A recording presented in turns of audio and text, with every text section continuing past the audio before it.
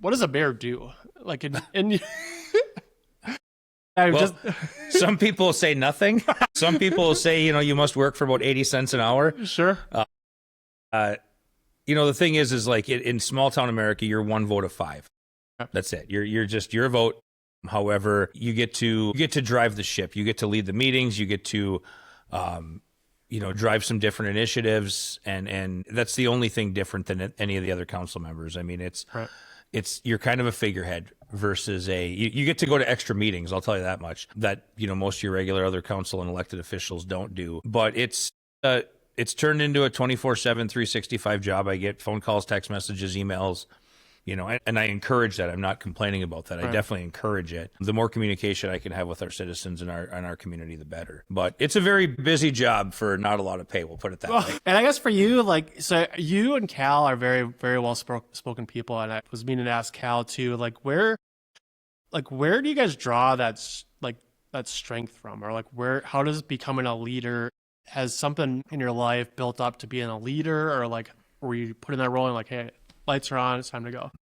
Even before I graduated high school, I was involved in the student government and things like that. I guess it's just, it comes natural to some, and others, it takes all types of people. Some of us are just louder, I guess. And it all depends on what situation you've been put in. But, the military obviously brought out more of that leadership quality as well. So that was definitely a part of shaping that whole part of my life and getting to where I am now. And when you were in school, did you kind of know?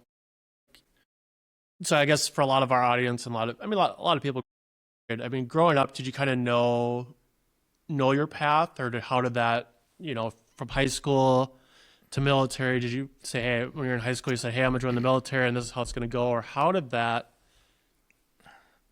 come about? I guess I can't put a pinpoint on one path.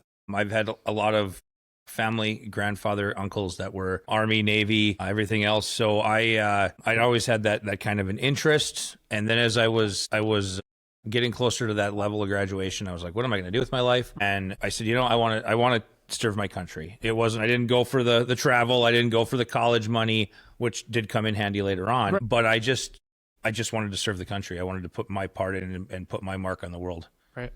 So. And I guess what lessons from your upbringing still guide you and how you treat people today? Always treat people with respect. And I grew up in a very traditional, old-fashioned household.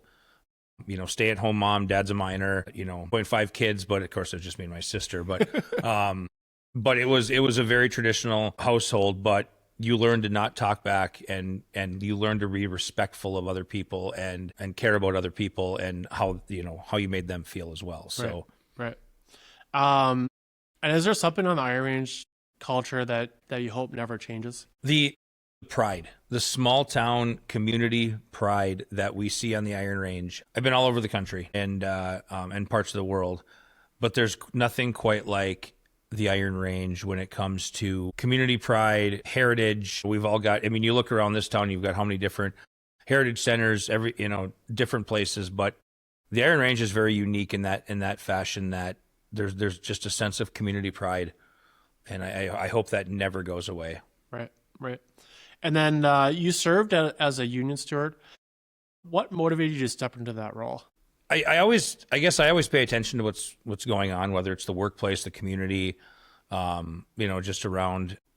I was encouraged by some other employees to run for these positions within our union, and I did, and became financial secretary of our local prior to us closing down, and because I'm currently laid off from Menorca. Our local is still operating, but I was encouraged by some people to run, and got involved, and of course that's led to a lot of nationwide and international relationships through that, and just being able to help out the workers.